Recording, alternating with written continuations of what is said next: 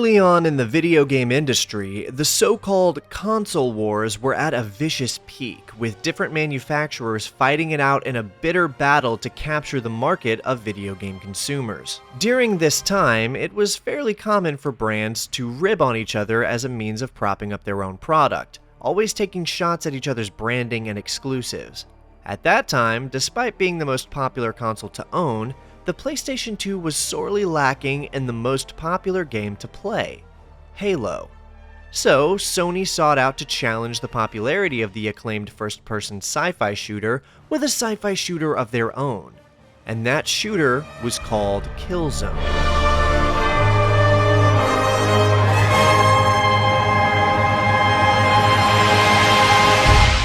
Killzone is a first-person shooter developed by Guerrilla Games as an exclusive for the Sony PlayStation 2 and released on November 2nd in 2004 in the US and 3 weeks later in PAL regions. Leading up to its release, a plethora of magazines and other marketing materials were calling it a Halo killer, a term many who grew up around games during that time are no doubt familiar with. It's not hard to see why either. Halo was the gargantuan industry giant of the time, and everyone wanted a piece of that Xbox exclusive pie for themselves. So along comes this new game set in a war-ridden future complete with a gritty aesthetic, futuristic weaponry, and experienced from an intense first-person perspective.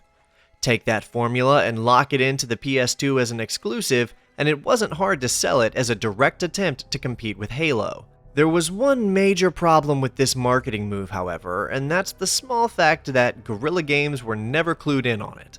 The developers had no idea this game was going to be billed as a Halo competitor, and at no point were they ever designing Killzone with that in mind. It was Sony who decided to market it that way in hopes of securing a wider market and capitalizing on the massive success Halo had managed to pull in, which unfortunately ended up really hurting the game's reception because they drew completely unnecessary comparisons between Killzone and Halo when the game came out, and in truth, the games were nearly nothing alike. So what is it like then? Well, although it wasn't created to kill Halo, it was made with PS2 exclusivity in mind, and has, to this day, managed to stay a Sony exclusive, only ever receiving one port to the PS3 in the form of a soft remaster. I'll be playing the original PS2 version for this video and talking mostly about that version as well. I really wanted to cover more about the technology on offer here, especially given the huge waves this developer would go on to make with their impressive Decima engine, but I can't find anything about it. I have no idea what engine this game is running on. I guess it's probably proprietary. If there's anyone watching who can tell me more about this game's tech, please feel free to leave a comment. As for the game itself, Killzone takes place in the grim future of the 24th century in the year 2357. Following a global thermonuclear crisis which rendered the whole of Earth uninhabitable in 2055, humanity sought out the stars, traveling out into the Alpha Centauri system where they found two potentially habitable worlds. One of those worlds was a beautiful, lush planet they named Vecta after the CEO of the mining company who kept humanity alive, Philip Vecta. The other planet was called Helgen, named after the company that Philip Vecta owned. Helgen was a barren, dead, and environmentally harsh planet. Though technically it was potentially habitable, the atmosphere alone was so unfriendly it required the use of ventilators just to survive. Which, okay, no problem, just don't go there and stay on Vecta. Well, things were alright for a while until the Helgen Corporation tried to purchase the planet of Vecta, and the United Colonial Nations made sanctions to prevent that from happening. This caused the first extrasolar war to break out, and two opposing military fought over ownership of Vecta until, eventually, the Helgen Company lost, and the UCN exiled every surviving member of Helgen to the planet that shared the name of their now-conquered company. Instead of just imprisoning them, they thought it'd be funny to send them all off to die on a borderline uninhabitable planet. Well, it turns out that would be one of the greatest mistakes these human colonies ever made. Although many of these exiled colonists did die to the harshness of the planet Helgen, those who survived continued to adapt to the planet's atmosphere, and eventually their offspring began to mutate in order to persevere. Their skin turned pale, their strength and stamina grew rapidly, and their skin hardened, causing them to become hairless. They became biologically superior to the humans who had once cast their forefathers out, and while the residents of Vecta went on about their lives, never the wiser, the exiled colonists claimed a new name for themselves, embracing the violent nature of the planet they had been condemned to, and calling themselves the Helghast. They trained, industrialized, and mobilized until they eventually became a military superpower, and the whole of the Helghast people had their sights set on revenge and the eventual conquering of Vecta and of Earth by force.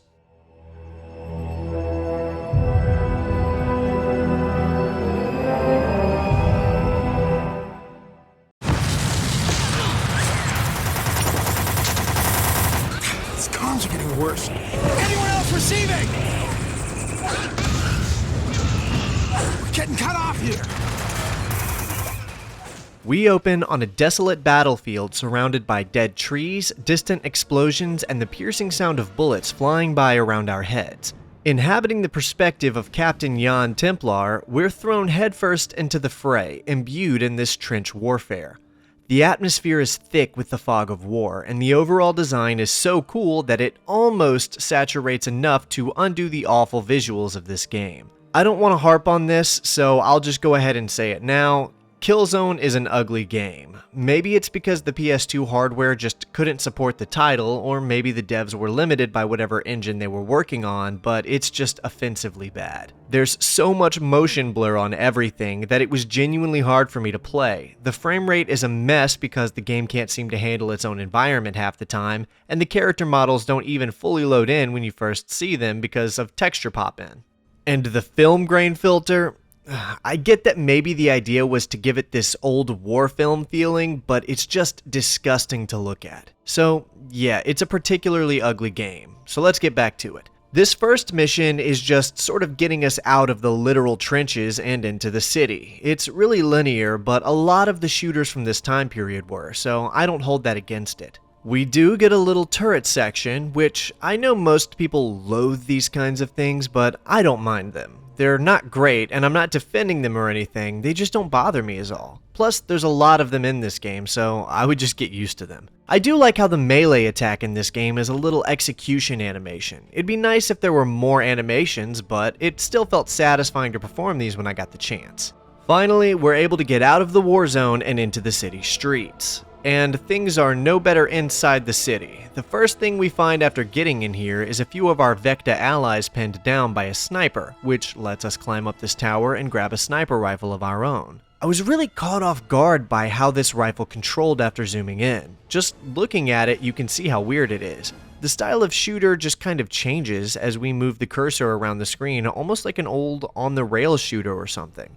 It's just so unusual, and I didn't really like how it controlled either. The devastated ruins of the city look great though. The level designers really did a great job with this when they were putting everything together. We get some verticality too as we make our way up and down through this ruined building. A fantastic little set piece lies up ahead, giving us the chance to grab an RPG and take out an enemy APC. Unfortunately, the nature of the level design just ends up highlighting the fact that the player feels glued to the ground. We don't have any kind of jump button, and I'm actually questioning if Killzone even has a real physics engine at all, or if it's kind of faking it. I do love the weapon designs though. They really nailed a kind of combination of realistic military weapon with a retro-futuristic tinge. Making a stand outside of what looks like water pipes, we take out a unit of Helghast and progress further into the city. One of our fellow officers informs us that we're needed at HQ right before a squad of Helghast burst through a nearby fence and start attacking us. Our boys fend off the attackers, and then we make for the remains of some kind of power plant. Again, this is a great set piece, and you can tell the designers really put some work into making this area into an intense level to play on. I love how while we're having this kind of exchange of fire across these buildings, a Helghast ship just flies by and starts shooting at us. One thing Killzone does very well is establish a tone of consistent intensity. As we're about to make our way across the bridge into the city outskirts, two tanks show up and nearly shred me to pieces. Fortunately, I've still got that RPG from earlier, which I used to make short work of these things. Getting through this warehouse, we find ourselves back outside the city again, closing in on the ISA headquarters. Sarge, Captain Templar's here. Captain Templar, glad to see you made it through alive. General Vaughton said you would be coming this... Hellgas armor closing in on your position! Shit! Get ready, people! We have to hold them off until our vehicles get here! Now we've got a whole assault squad to deal with. This part would normally frustrate me in pretty much any other game because it's a tower defense-like section, calling for us to hold down a defensive position and wipe out waves of Hellgast enemies. But in this particular instance, I didn't really mind it. I think it's because the gameplay feels so glued to the ground all of the time that no matter where you are or what you're doing, you never really notice the difference in gameplay. I'm not sure if that's a good thing or a bad thing, but for whatever reason, it ended up working okay for this game. With the enemy APC destroyed, the gates behind us open, and we can get back on our way to the ISA HQ, entering into what looks like a supplies warehouse. We've got to fight through a sizable number of Hellgast. That is, until we make it to the second floor and find another turret.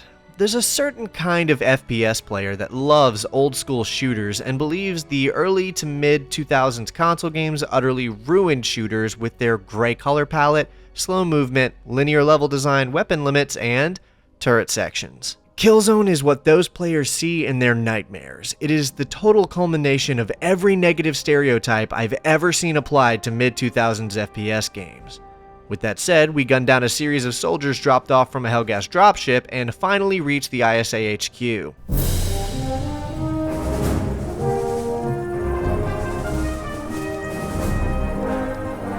Tell General Adams that the security key is on its way to me right now. I'll be shuttling up in, Within the hour, General. yeah, within the hour. And I expect everything to be ready when I arrive.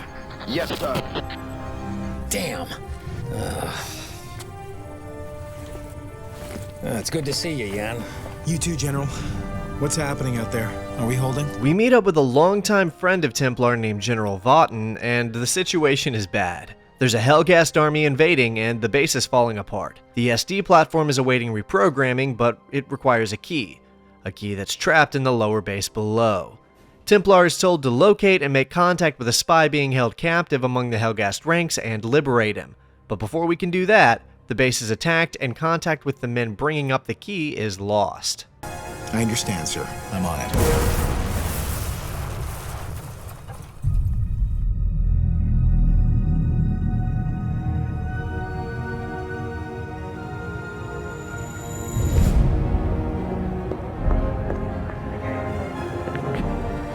Are you okay, Jan?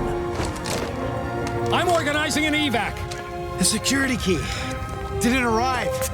No, it never made it. I'll get it and meet you back here. Okay, head for the research unit. But be careful, Jan. They're swarming in.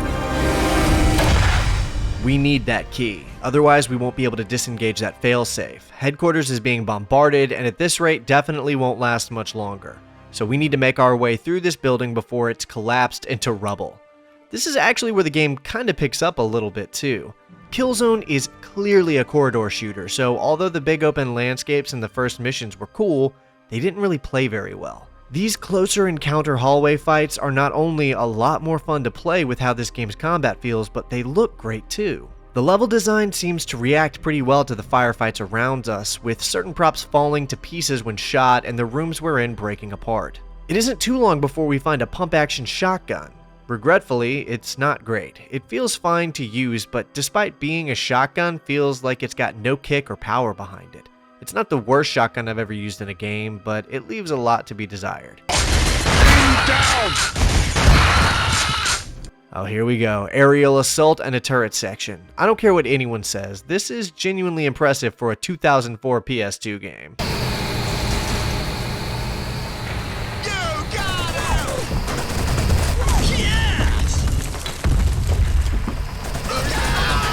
With the turret section out of the way, we gain access to the research station where the key we need supposedly is. In the lobby of said station, we find a handheld grenade pistol. I'll hold on to that for later. The aesthetic of the research station is pretty good too. It gives a sterilized feeling to everything, and it makes for a great set of rooms for corridor shooting like this one.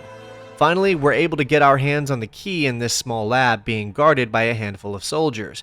Now it's just a matter of getting out of here alive with the key in hand. The key is over here! Grab it, and we'll escort you out of here! To take that General swabberoo. Vaughton, set up an evac point inside the comms building! Forward! They have the key! Here they come! Let them get away! I really like that they recorded unique audio for the enemy NPCs based on the mission you're on. They could have just let them run through a series of generic dialogue like most games, but Killzone really delivered on their NPC audio. And we finally get to put this grenade pistol to work, and it's actually not half bad. We're not far from the comms building, but we'll need to make it through a series of underground tunnels to get there, and as we were warned, it's crawling with Hellghast. There's gotta be several dozen of these soldiers down here just looking for something to kill, so I had to make frequent use of cover to avoid being game-ended repeatedly. Not only are there a lot of troops down here, but a mini-boss of sorts as well. He's not too difficult, but he's for sure got more health than the other troopers. Taking him down, though, does net us a little reward. An LMG, and this one actually does deliver.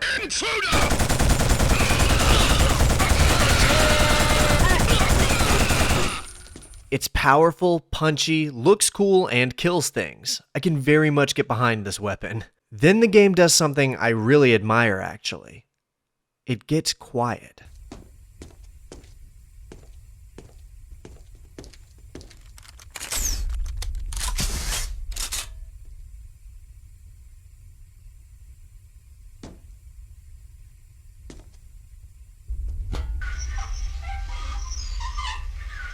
Not for long, but during this portion of the game there's no music. Just the sounds of your footsteps and the war raging on outside. I didn't notice this until I was reviewing the footage, but it's actually a nice touch, I feel. Another thing I noticed when looking back at the footage is that this game looks way better than it actually plays. I'm not saying that it plays horribly or anything, but watching my gameplay back, I could tell right away that the stiffness I felt while playing it wasn't translating very obviously. Which I guess is almost a testament to the game itself for looking half decent. Finally, after powering through a variety of additional tunnels, we make our way to the end of this place to link back up with the general, or so we thought.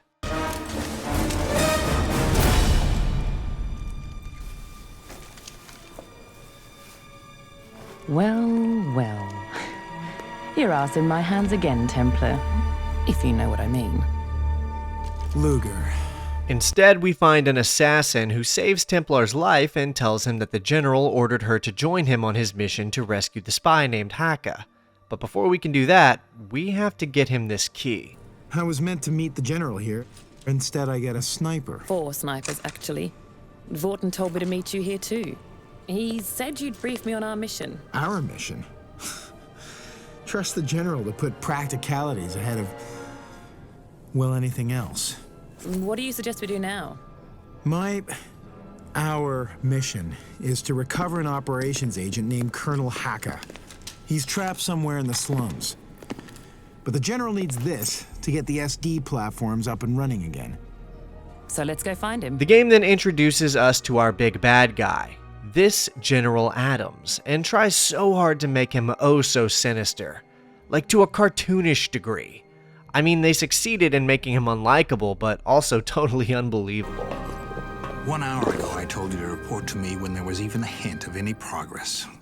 1 hour I've been waiting without a visit. You're about to tell me why. I'm sorry, General. We can't do a thing without General Vaughton's security key. Without it, the central processor... Do I need a lecture on the technical specs of these platforms? No. Because I run the damn things. Do you believe in God? Or have you replaced him with some all-powerful technical device? Well, whatever it is you pray to, I'd start praying now that Vaughton reappears. Mission 3 is where we can really feel Killzone breaking into its stride. For some reason, the first levels of this game are pretty weak compared to the third one, which I've talked about on this channel regarding how important openings are to a video game, but sticking with it, the game really does start to pick up. We're introduced to a new playable character named Luger, an assassin who seems to have had a past with our lead character, Captain Templar. Her playstyle is similar with a few little things to make it varied enough to add a little extra fun to the game. Her primary weapon is a silenced SMG of sorts, and I really like it way more than the other weapons I've used so far because it actually hits its targets. So many of the weapons in this game have an unreal amount of bullet spread, but thankfully her SMG is not plagued by this issue. She also gets a knife, which is wildly impractical but offers 2 really cool execution animations. Currently, we're tasked with fighting our way through this train station and into the park beyond. Already, the level design feels so much better than it did in the first 2 missions, with more room to move around and breathe, and a greater degree of verticality to play with. It was at this point that I kind of accepted I was pretty much just playing a Call of Duty game. Not in a bad way, but the progression of this is way closer to what Call of Duty would become than it is to anything Halo has ever been. Moving through the train station, we exit into the coolest design level of the game. The setting of this park, littered with these beautiful cherry blossom trees, provides a really interesting dichotomy when placed against the violent, war-torn skies and devastated buildings in the distance. This was the level that made me say to myself that Killzone wants to be a PS3 game so badly. There were times that I would have even really believed someone if they told me this was a launch title for the PS3, or honestly, even the Xbox 360. It kind of feels more like an Xbox 360 game than it does a PS2 game sometimes. Take that statement how you will. It definitely gives off the feeling that it's pushing the PlayStation 2 hardware to its limits with what it's trying to do.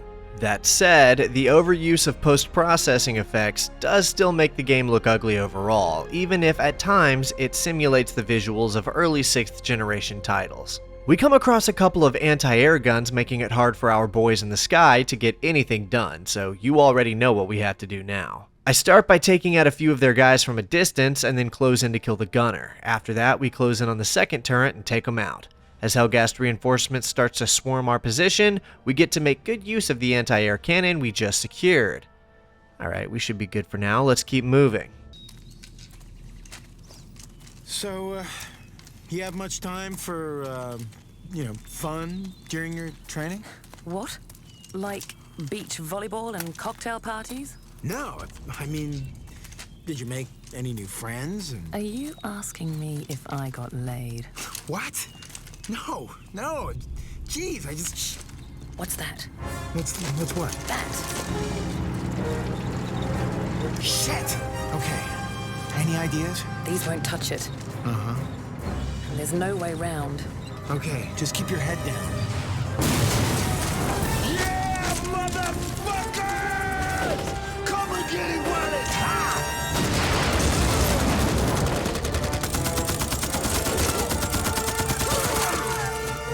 Shit! Take the left flank! For some reason, the game is going out of its way to impress upon us that Luger and Templar had a relationship at one point. They pushed this dynamic repeatedly in nearly every cutscene, and it never really matters. Also, it looks like we've got a new friend, and more importantly, our new friend has a really big gun. This whole next section is just a survival against the odds kind of scenario. We're outnumbered 3-1, and the whole damn park seems to be crawling with Helghast. Utilizing cover and guerrilla tactics, we are able to wipe out the forces guarding General Vaughton and link back up with him.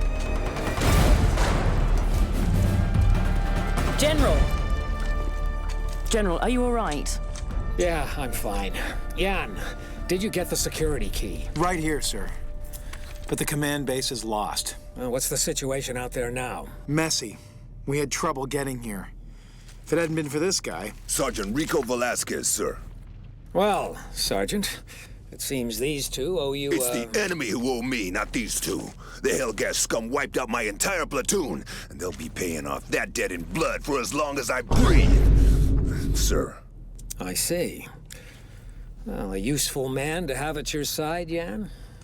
Absolutely, sir. Linking up with General Vaughton, we free him from captivity, and he recognizes the immense hatred our new comrade Rico has for the Helghast.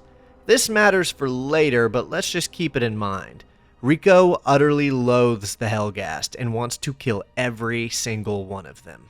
And man, they wanted this game to look like a gritty war movie so badly. The shaky cam wobbling around, even during a calm dialogue sequence, is the most out-of-pocket thing to include in a video game, because you know they had to go out of their way to make it happen. I'll admit, it's got kind of a charm to it.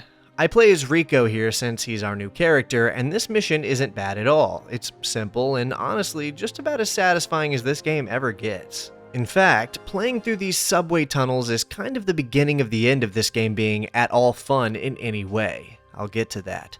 The environment breaks and falls apart in a satisfying way. There's a fog permeating the area from all the gunfire and broken walls. The detail in everything is great. That trend continues as we get to fight our way through a mall, which again makes for a very fun little close quarters corridor shooter section. I'm taking the time to point out and appreciate these little level backdrops for a very important reason that you'll see pretty soon. We eventually fight our way into the city slums, which are currently flooded with Helghast soldiers, and fighting through these city streets is actually pretty fun. Holy shit, take cover! Not a bad little section either, kinda continues the war zone aesthetic of the earlier levels.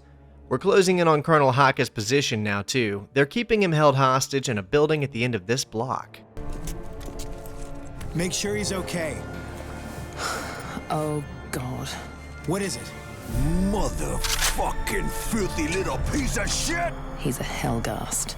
Was a Hellgast. Hold it! Pinchy Hoto. Rico, door cover! Fuck you. Rico!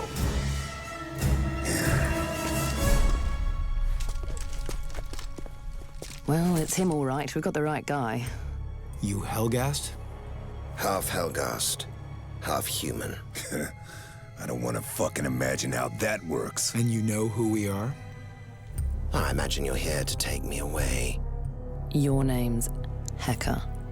Yes, Whose side are you on, Hacker? my side. As it turns out, our spy, Haka, is a half Helghast, half human hybrid who seems to have turncoated on the Helghast for whom he served before and is trying to defect to the ISA fleet. With our new playable character on our side, we can progress back to reunite with General Vaughton. Sir, General Vaughton has been found. He's on his way up with the security key as we speak. Well, that's something. Have everything prepared for his arrival.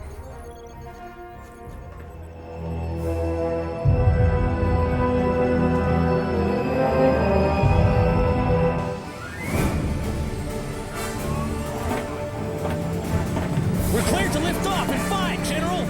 You and your men will be up on the platform in 15! We're going to the beach. Well, technically just the shore, but before we get there, we've got to fight our way through a series of Helghast units, including multiple tanks. Fortunately for us, we found this handy grenade launcher just chilling on the ground. Unfortunately for us, it's terrible. Of all the letdowns in this game, the grenade launcher is by far the worst. Actually, not even just the grenade launcher, but just the grenades, like, in general. They're really awful and inconsistent. I'll throw a grenade and sometimes, very rarely, it will kill someone if it lands, like, directly underneath them. Most times, though, it just seems to burst open with confetti and thank the Helghast for their service. The Haka character plays very similarly to Templar for all intents and purposes, but can carry more ammo, comes with a knife like Luger, and can walk through Helghast lasers without setting them off. A cute mechanic they use on this level, and as far as I can tell, never again. I think that's kind of a shame, because there's very little reason to pick one character over another beyond weapon choice for certain levels. I mean, the game fancies itself a squad shooter, and while you are stuck with a squad of people for most of the game, the AI is so bad that you may as well not be. Finally, we get to another set piece, and it's not bad at all. We get to man these turrets while we defend our beaches from incoming Helghast forces. I find it a little strange that this science fiction game set on another planet hundreds of years in the distant future seems to feel so keenly like a World War II game. Really makes me wonder for just how much of this game's development was it a sci-fi game? Or was this on purpose, I wonder? A sci-fi game that feels like a gritty war movie? Fighting in these trenches and defending the beachheads from invading forces? I don't know. This predictably leads us onto the beach where we get to embark in all-out beach warfare next to this ocean. Feels like a missed opportunity to make the planet Vecta feel more noticeably alien, but it rather just feels exactly like Earth. Not really a criticism, just an observation of a missed opportunity. Our goal right now is to find a boat we can commandeer, which means killing our way to the docks, and again, these docks make a half-decent little backdrop for the violence. I like the way the rain pours down while we're carving our way through this area, and the design of the docks feels big in scale and realistic, which, again, I don't understand at all, because why didn't they try to make it feel more exciting and futuristic? If the dialogue didn't clarify that this game is not on Earth, then most players would not once put that together from the gameplay alone. It all looks great though. Props to the team for pulling this off on the PS2, post-processing effects notwithstanding. There's a little sub-quest here, where Rico and Haka almost kill each other, and then Haka convinces the squad that he needs to access the mainframe to locate which human computer has been in communication with Helghast forces to help plan this invasion, only to discover that General Adams is a traitor to humanity and has double-crossed and killed General Vaughton. Turns out the comically evil General character is a bad guy. Oh no, oh wow, shocking. Anyway, now the Helghast have control of an orbital bombardment weapon on the human satellite, which Adams uses to immediately destroy a city in the distance. Shit! General Vaughton's in real danger up there. And if Adams is a traitor, then he'll soon be in control of the SD platform weapons. Which can be aimed. Oh, Jesus. Look! Anywhere.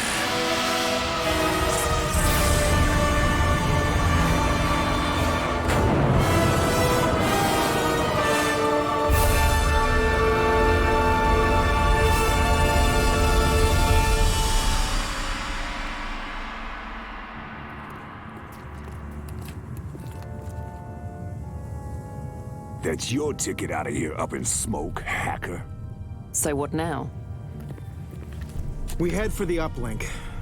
The orbital transfer station feeds the SD platform directly. It's our only choice. Time for a little boat ride.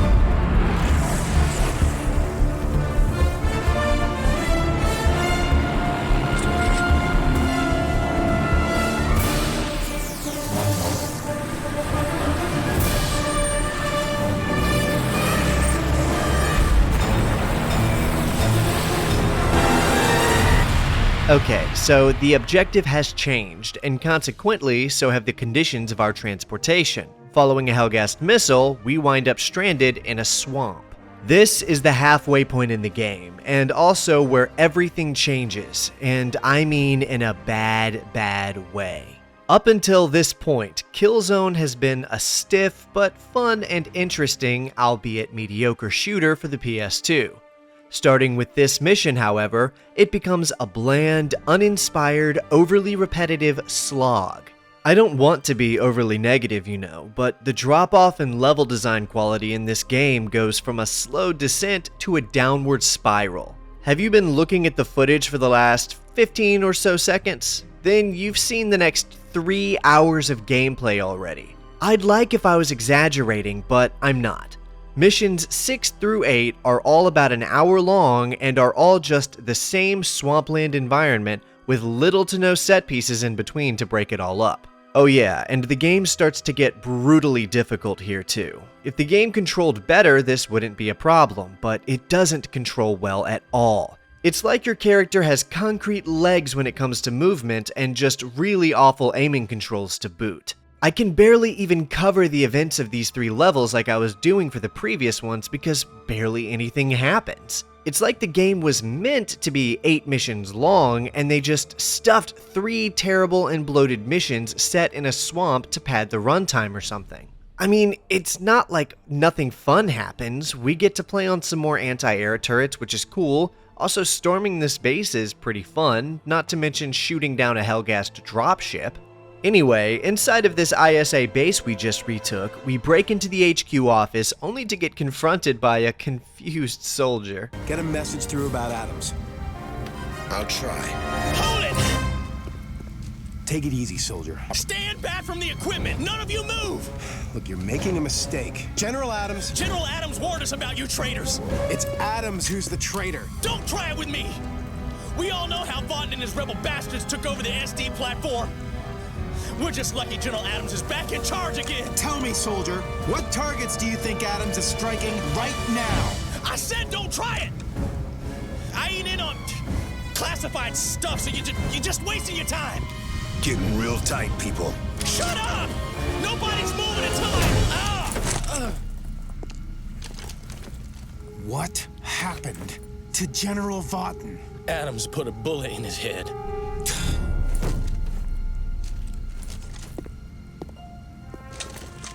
Find your squad and get out of here. We gotta get going, now. Vaughton's dead, Jan. It just changes the equation slightly. He was a friend of yours, too. And we have a job to do.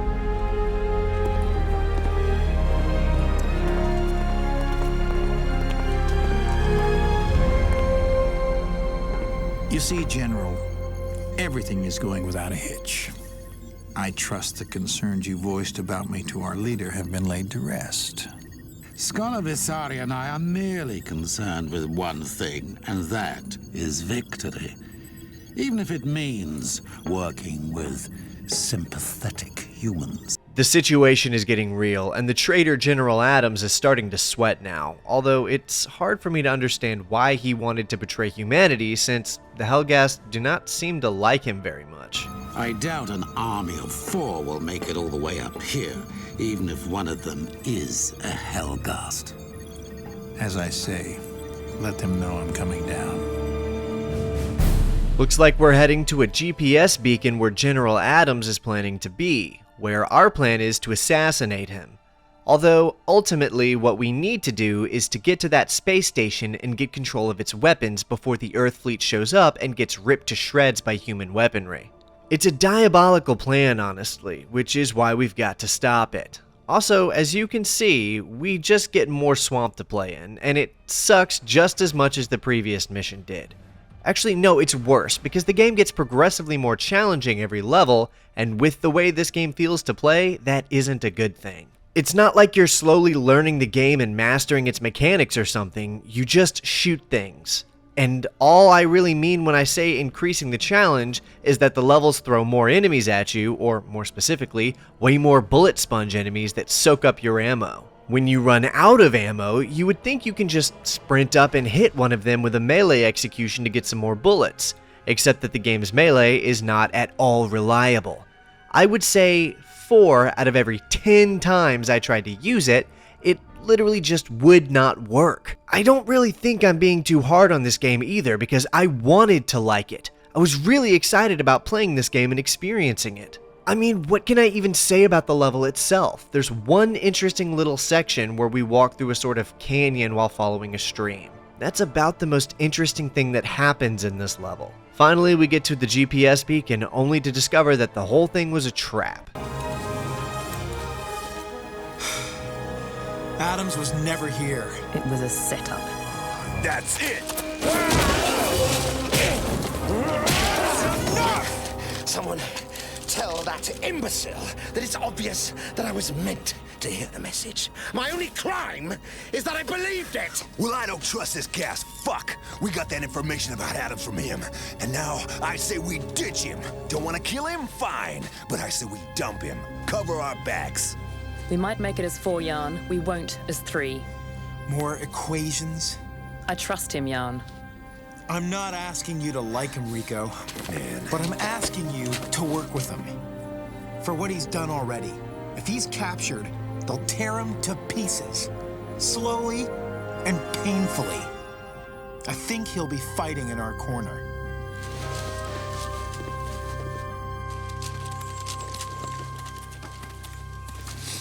You like him, huh? We need him, Jan. It's just a calculation of risk. You've changed. Adams set us up knowing we'd take the bait, but he didn't anticipate that we'd just cut up the soldiers meant to kill us. Can't blame him, I mean, he set up multiple MG nests around the base. Of course, Rico just assumes that Hako walked them into the trap on purpose and tries to convince the team to ditch him, but Templar and Luger don't agree, and they all manage to agree to press on regardless and try to get to the space station. Failed? There's only 4 of the little bastards. I ordered fire to rain down on them troops to lay into them. I set up that encounter on my terms, and they walk away from it unscathed? Trouble, General? I'll get them. Don't worry. No, you won't, General. It seems it takes a Helgan to do a Helgan's job.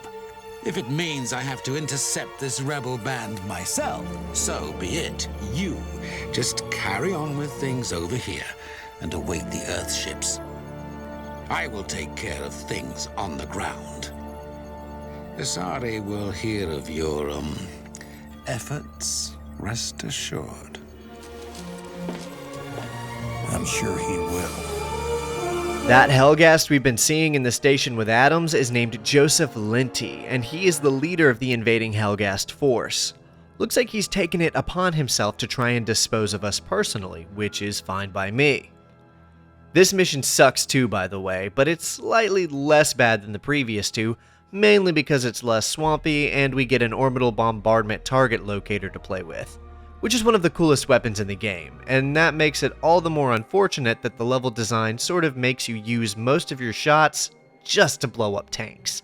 I mean, it's hard to complain about that because it's still cool, but it would have been nice to be able to use it on more things.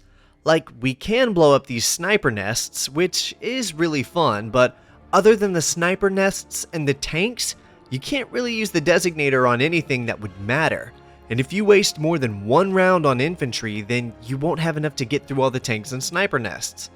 In short, this game is sometimes so linear that its own linearity gets in the way of multiple things that could have been way cooler had they been expanded on just a little bit.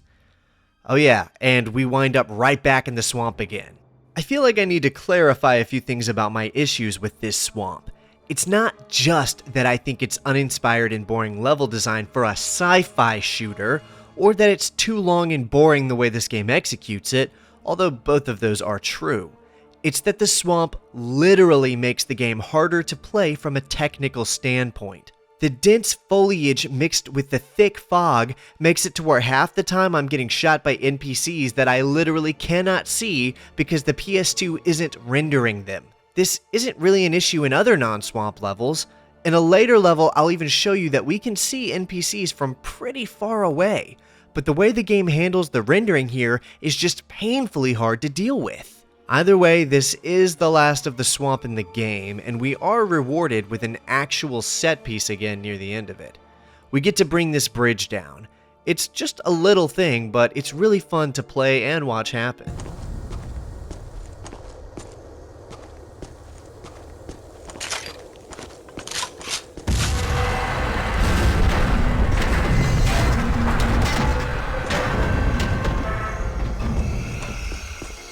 Finally out of the damned swamps, we storm a Helghast bunker and take control of their command center.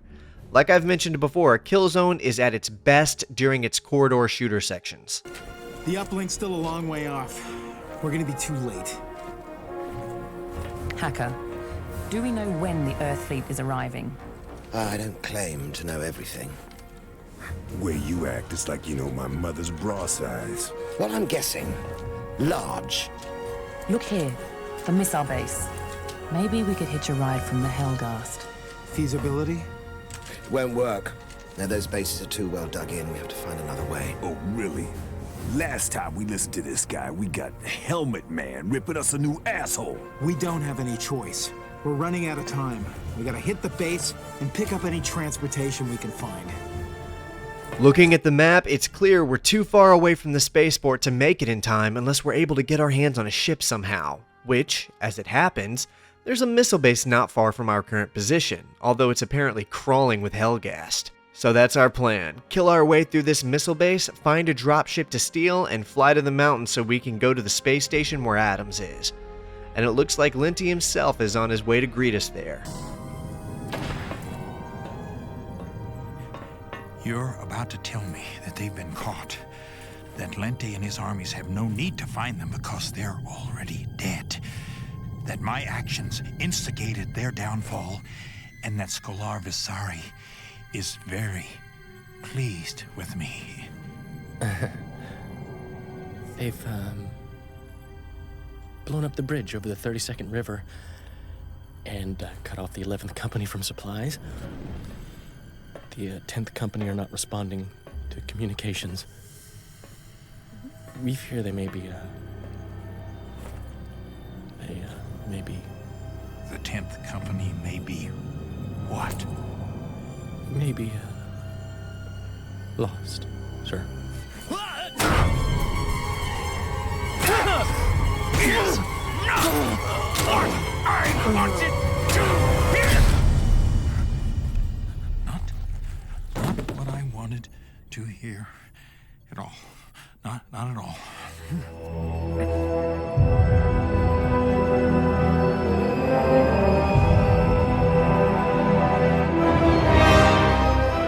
Alright, finally, the game brings us back to some more compelling level design and gameplay. I mean, just look as this missile flies into the air. It's cool, we're back to the game being interesting again. First things first, we use a ground-mounted grenade launcher turret to blow up a handful of Helghast tanks and well over a dozen Helghast soldiers. Before we can worry about securing a ship, we have to stop those missiles from firing, which means killing every Helghast soldier in this bunker and shutting down the missile controls. While we kill our way through here, I think now is a good time to talk about the squad mechanics of this supposed squad shooter. There aren't any. The game does have 3 friendly AI inhabiting the characters you haven't chosen as your character for that mission, but they just sort of run around behind you and occasionally fire off a few shots at the enemy. And when I say behind you, I mean if you run back to take cover, all 3 of your squad mates will retreat behind you, meaning you are always the primary target of the enemy fire. Very rarely did I see one of my AI teammates actually kill something, and even more rarely did I see them taking any kind of aggro off of me. Sometimes they would even get me killed by literally just being in my way when I was trying to back up into cover and find a squad mate blocking my path. I'd have loved to see some kind of squad commands or callouts or any kind of in-game interaction with my teammates beyond just seeing them hiding behind cover behind wherever I'm standing.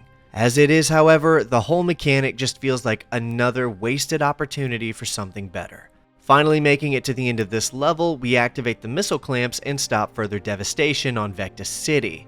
It's not over yet though. We still need to secure a ship and get to the spaceport. Oh yeah, and we have a bone to pick with a certain General Lenti, who sends in a half-dozen Helghast elite guards to stop us from reaching the ship, which of course we cut through before gunning him down. So much for the leader of the Helgen army.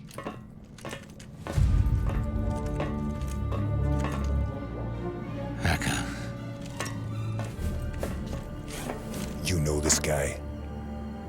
He's the general of the 3rd Army, that's all. That's all. I once trusted you with my army, my security. I once trusted you with my life. You were chief of staff for this bastard? Yes. Together, we crushed the enemies of our people. We were invincible. The elite. He could have been a general himself a long time ago. Oh, but he changed, developed a bleeding heart, became a revolutionary. Yes, it's you who've changed, Lenti. You who sold your soul to Visari for a taste of power. My family will attend a hero's funeral for me, Hacker. Your mother pretends you're dead already.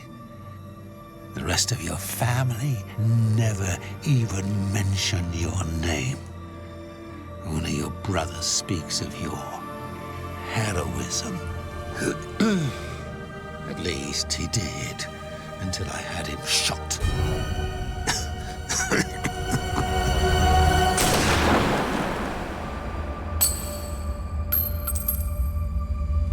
It's 30 minutes by air to the uplink. Let's go.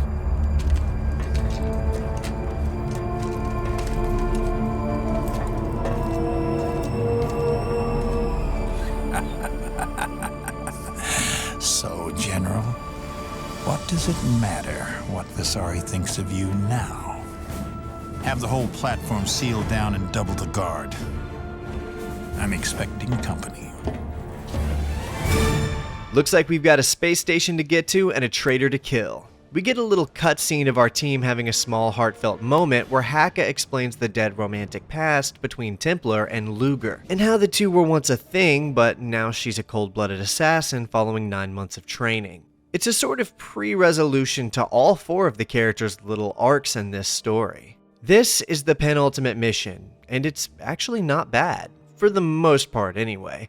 We can see the snowy terrain offers up a very cool aesthetic to play in, no pun intended, and gives a feeling of variety from the previous missions. Throughout this mission, we'll be literally fighting our way to the top of this mountain where the so-called uplink is located, which is really just a spaceport for the space station where Adams is and where all of the ISA space weaponry is located. Although this level is better than the swamp missions, it's not exactly easier. It was a total struggle to grind through this one as you're pitted against dozens and dozens of Hellghast, and your 4 comrades, as we discussed, are barely any help at all. And here's another thing, this game has fall damage.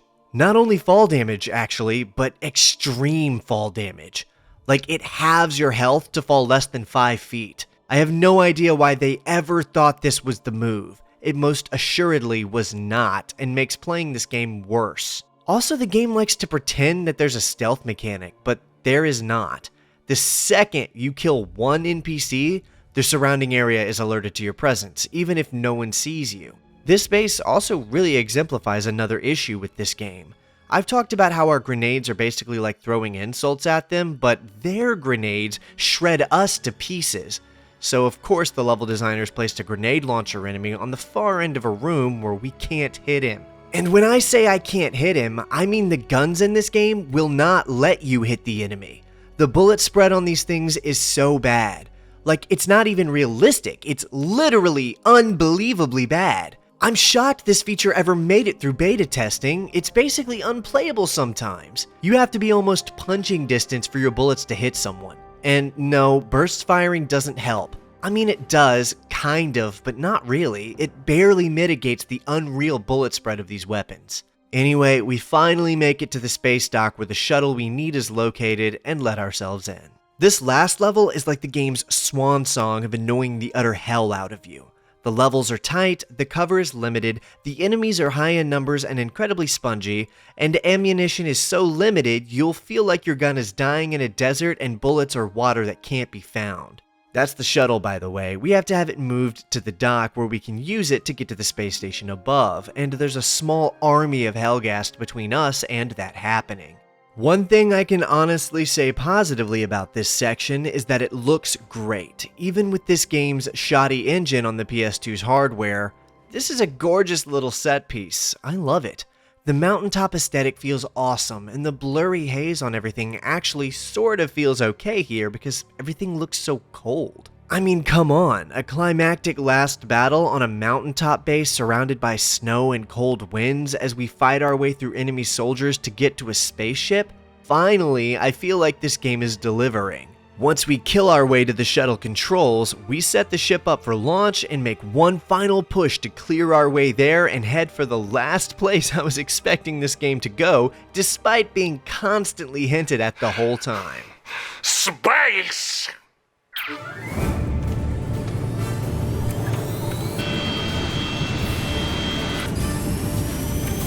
Everyone strapped in? Oh, motherfucker, steady. Get off me! Right. So, anyone know what these SD platforms look like up close? Pretty neat. What's that? Parasite craft used to penetrate a target vessel and drop troops. I take it they're expecting company. Yes. Us.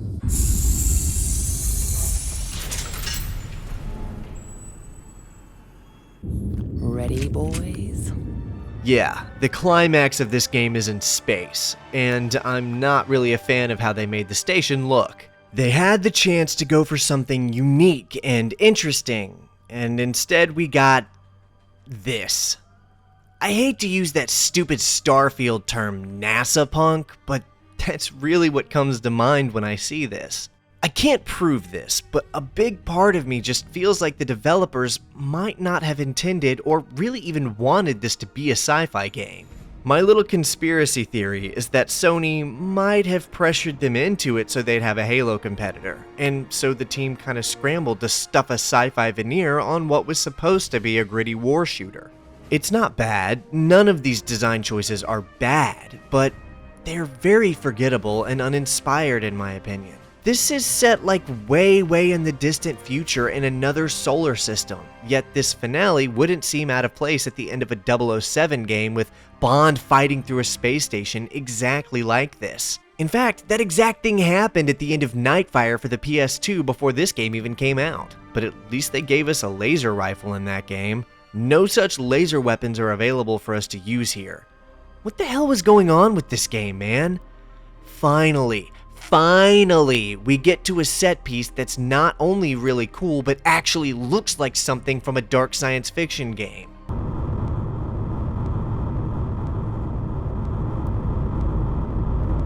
Look, there's the Earth fleet. We're too late. The guns on this platform will cut through their hulls like a hot knife through butter. Don't be so sure. The Earth fleet hasn't come packed for a picnic.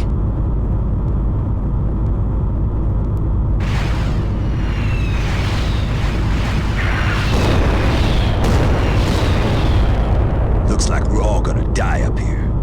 No, it looks like we need to make a plan if we want to stay alive. I'll hack into the communications core and send a signal to the fleet to stop firing. Jan, you can sabotage the cooling system. The SD guns can't fire when it's offline. And I plan to take care of those parasite modules. They'll be set to explode as a final exit strategy. This is the end game. We have to confront Adams and stop this station from destroying any more Earthfleet ships. This is like the last little bit of gameplay before the final battle, as it were, and it shows me a vision of a better game. One balanced for your player to be alone, where everything is quiet and your teammates aren't constantly talking. Here, just listen.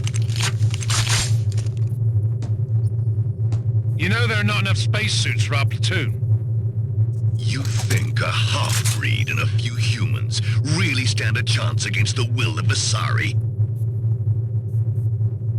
Quiet. Got company! Here they come!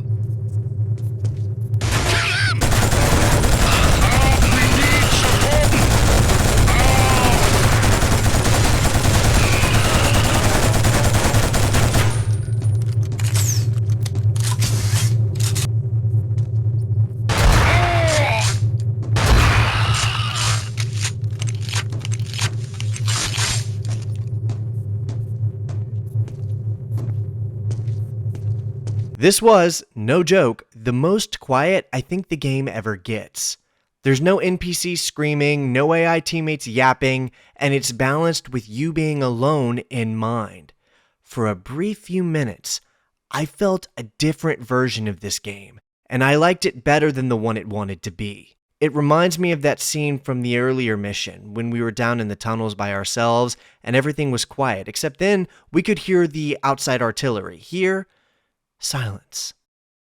Anyway, there's Adams.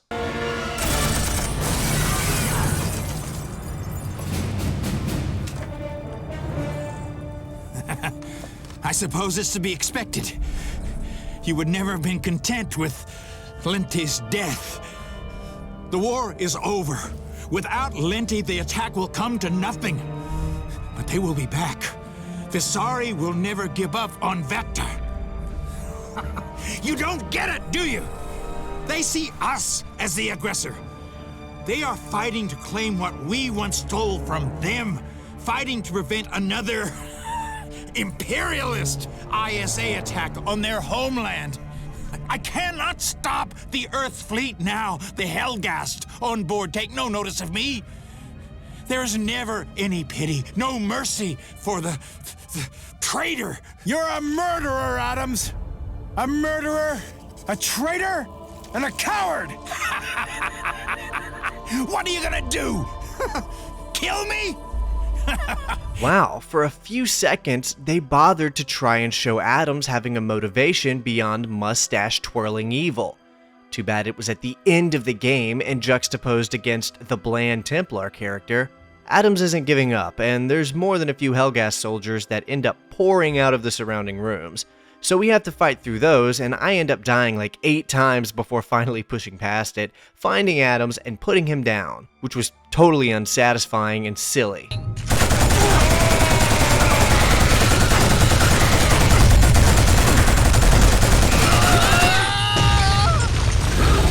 This place is falling apart.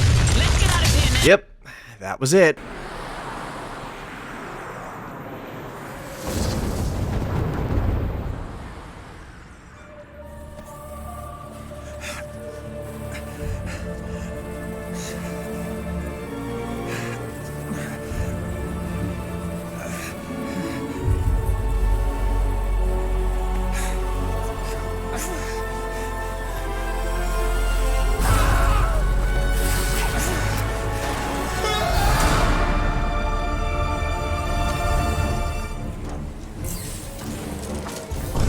System failure. Refuel line obstructed. We got a problem with the fuel line. I got it. And what do you know about the spec of these craft?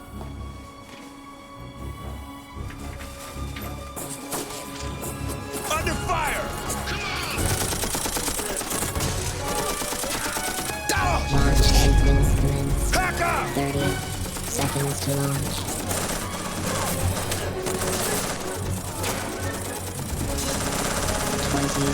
Seconds to launch. This is our only launch window. We have to go. Hacker! Fuck this! 10 seconds to launch.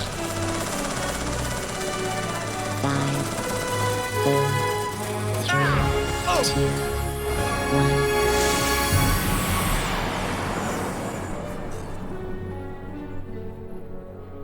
Rico. Thank you. Welcome. Comms are coming back. Get through to them and see what the situation is. And tell them about Adams. First call I'll make. Looks like most of the Earth fleet got through okay. They'll send more forces, won't they? The Helghast, I mean. Yeah, they will. And we'll be there to meet them.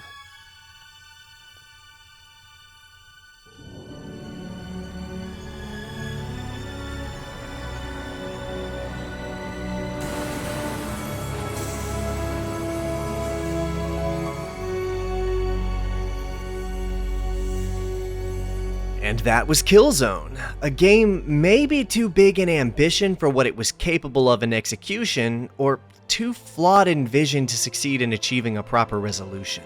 It's kind of hard for me to pinpoint just what exactly went wrong here to cause this, but this game is riddled with flaws.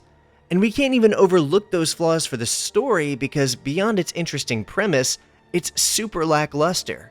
Rico and Haka make for an interesting little duo, and they have a fun little bro moment at the end to signal the resolution of their respective character arcs, but Templar and Luger are just...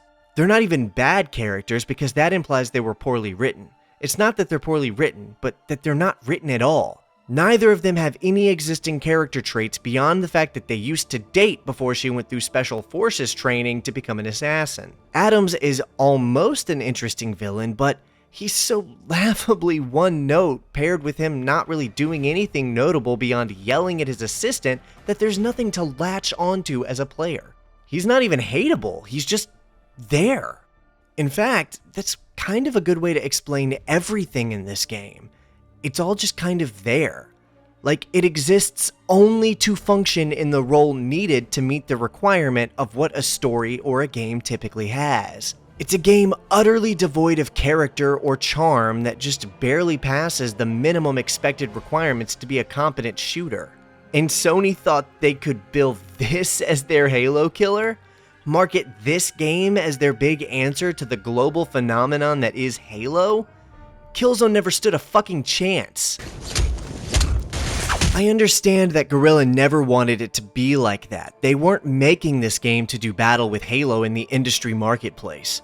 A few of the devs have since stated that they had no idea Sony was going to bill the game as a Halo killer, and that they were just trying to make a cool game.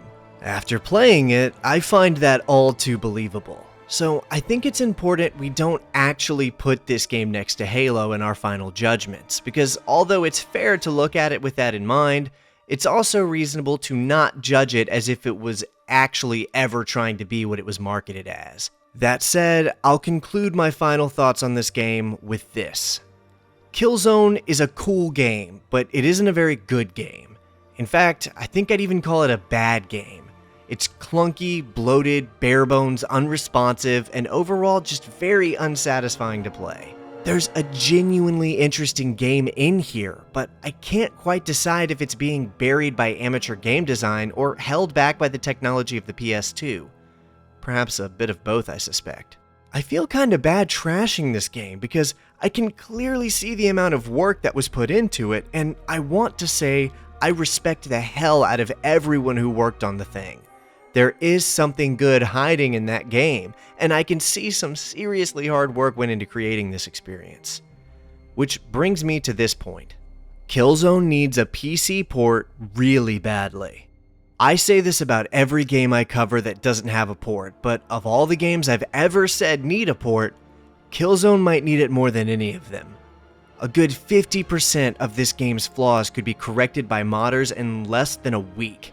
Mouse look, high frame rates, no motion blur, graphics overhaul, the works. If this exact game got a solid port to the PC, the whole experience could very quickly be overhauled into an exciting thrill ride more than worth the time it would take to play it.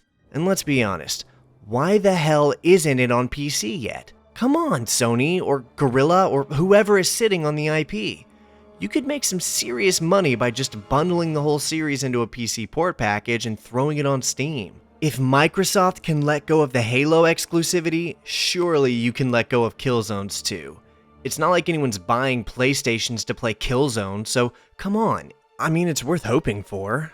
I haven't played the other Killzone games except a few hours of Killzone 3 over a decade ago, of which I remember next to nothing from, but I've heard that the next two entries are where the series really shines, so we'll see. Because this game had a lot of room for improvement, like the music for example.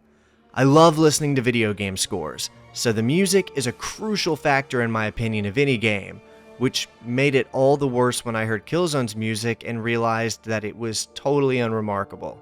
Don't get me wrong, in no way was it bad.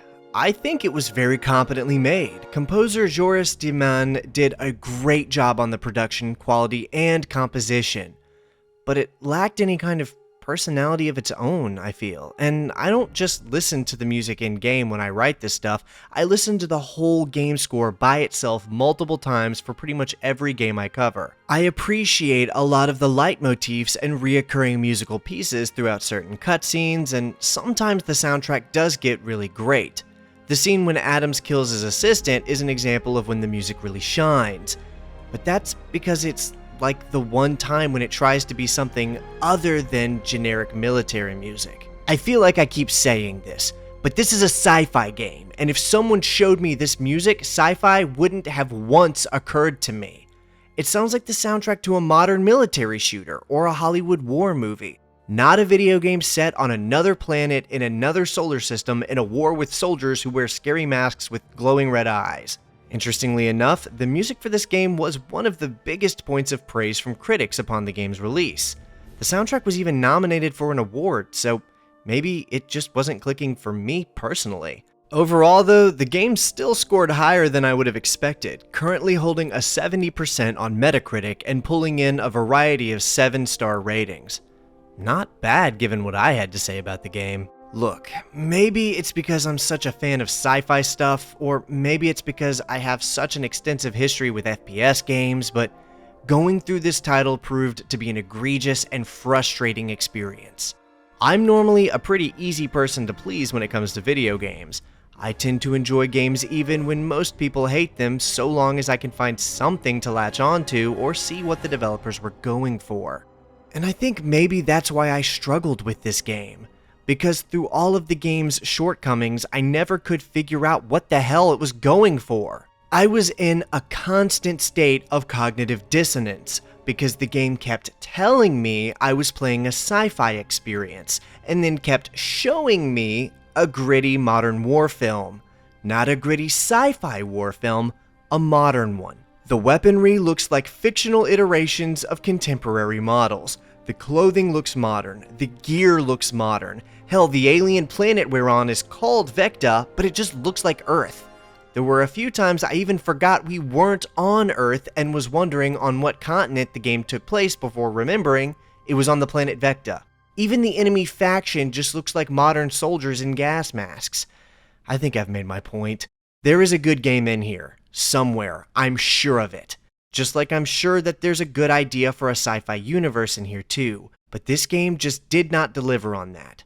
What we're left with is a linear first-person shooter that winds up being mindless fun at its best and a mind-numbing slog at its worst. Thanks for sticking this one out with me, everyone. I was really excited to jump into this game and ended up being pretty taken aback by the experience I wound up getting from it. But maybe I missed something. Did you enjoy this game? Leave a comment and tell me about your time with Killzone. While playing it, I sort of imagined this scenario of me being a kid with a PS2 if I'd have liked this game, and honestly, yeah, I'd have probably played it multiple times if it was just one of a few games I had. So maybe there's people out there who adored this one, or maybe you tried it and hated it. Tell me what your thoughts are on this game, I'd love to know. And if you enjoyed watching me talk about Killzone today, make sure to hit that like button as that really helps me out with the algorithm, and subscribe to the channel to keep up with my future videos. I'm planning to go through the series, so if you're wanting to see my thoughts on how it all progresses, be sure to stick around. Members of the channel get early access to all of my videos, typically 1 to 2 weeks early depending. Thanks again for watching, everyone, and as always, I hope to see you in the next video, but until then, that's all I've got for you.